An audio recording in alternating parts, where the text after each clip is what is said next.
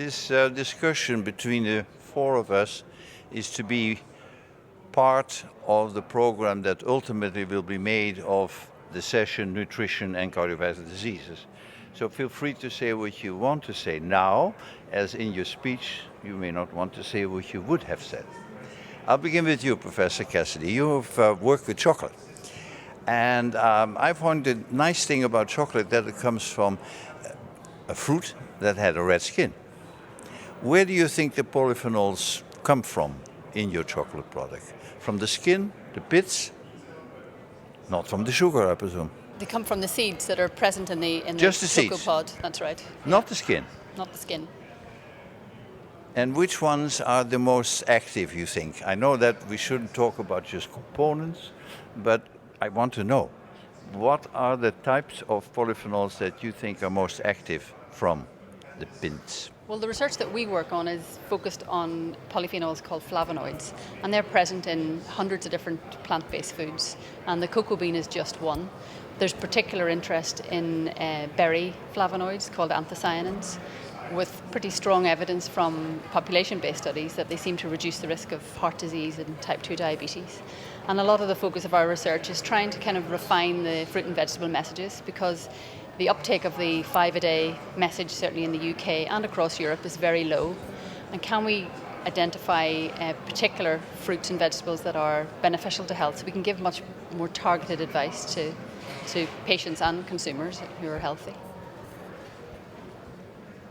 I'm seeing that Professor de Logerel is shaking his head benevolently, but she's talking about food components, isn't she?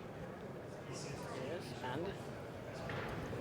So you would include in your recommendations, even if it's just one component out of a food? For the moment, I think to give medical advice to fragile patients, I will wait for clinical trials, testing the effect of this specific nutrient on the risk of cardiovascular disease. I would add that chocolate is not a major food of the Mediterranean diet, which is a referent dietary pattern, and for the moment I think we need more science before advising our patients. What do you do then with the fact that just weeks ago EFSA has approved cacao application by Barry Callebaut as being a food beneficial to the function of blood vessels? Yeah, but for the moment I think that to give advice to patients we need clinical trials testing major endpoints such as myocardial infarction, stroke, and of course cardiac death. I think that intermediate endpoints such as blood pressure or even cholesterol are not adequate endpoints. Okay. But we're talking here about a component that sits in chocolate. It is not toxic. It's approved by the authorities. It has a beneficial influence. She showed it. Should we then withhold it from our patients? Well, regarding the effect of polyphenols on certain parameters, certainly there are good news. But in terms of toxicity, I am not sure that we have now really safety tests in humans to say really at any dose it is not toxic. I think we need more studies. I think you should answer that one, Professor Cassidy. I covered a lot of this in my talk, Yes. But I think for chocolate we need to be very careful in terms of the public health advice because an average chocolate bar contains about 200 or more calories, for example. And of course, any weight gain would negate any potential benefit you might see on blood pressure. And I think you're quite right. We are seriously lacking long-term trials. And as I'll talk to later, you'll see that in a meta-analysis that we conducted of all the trials, the longest duration trial was 18 weeks. It showed benefits. And of course, we don't know whether in the long term those benefits are sustainable or not. Fine. I insist a little bit more on the potential toxic effects of polyphenols from cocoa or from another foods, another plant. The polyphenols are made by, usually, not for all the plant and foods, they are made by the plants to defend against a predator. It means that it's kind of poison for some natural enemy in the plant world. It means that for us it could be also poison, especially for the gut microbiota. I think it is a very important aspect we have to study, the connection between polyphenol and the gut microbiota, because our bacteria in our intestine are very sensitive, and we have to study the effect of polyphenol, in particular polyphenol, because they are antiseptic. Their effect on the gut microbiota. Do you agree with that? Well, actually, what's really interesting about the gut microflora is that they seem to be very important in how these compounds are metabolized. And actually, for some of the flavonoids that we're working on, it seems to be very important in terms of producing compounds that are more bioactive. Professor Vergerman, I've left you alone for the moment. Yes, for some time. Because I thought that you would be the one who could interpolate both positions. In the sense, we just hear we ought to be very careful, we ought not to identify them, etc. But we have to do something about these substances because they're beneficial. Well, see, I tend to take a somewhat larger view of nutrition problems. I'm very concerned that our situation as a human civilization is in danger of going down the tube because of climate change and our destruction of ecosystems. And there is a consensus, I think, that if we are to avoid disastrous climate change, we're going to have to not only control our use of fossil fuels. That's one major issue, obviously. But another is to get a hold of the way we produce food, because food production accounts for about 1/3 of all greenhouse gas emissions. Now what this means is, and since livestock is a major component of agriculture's contribution to greenhouse gas emissions, we have to get control of livestock production. And this means that we have to go at least partly vegetarian. We have to become more vegetarian than at least Northern Europeans and North Americans are used to. So if we're going to go and have a much more plant-based diet, I think it's important for us to understand how plants are beneficial or not. And I tend to agree with you, Michel, about the necessity of using a randomized clinical trial to the extent that it's possible. And it is possible with the way I see it. It is possible when you are talking about individual nutrients or micronutrients. It's obviously quite difficult when you're talking about dietary changes where it's very difficult to keep everything else constant than the one component that you're interested in. We agree with that, but the Yes. point still is that we have to make certain specific recommendations if we are to believe what you say, that we will run out of energy for human life. So you can't have it both ways. You must make certain decisions, certain recommendations. Now we know that the Mediterranean diet, if properly applied with the original components is used, we have a good beneficial effect. But you pointed out to me there are not enough fish in the Mediterranean to feed the people with. Sure. So therefore, what is left over from the Mediterranean diet if you don't put in fish? So I'd like you to be a bit more precise.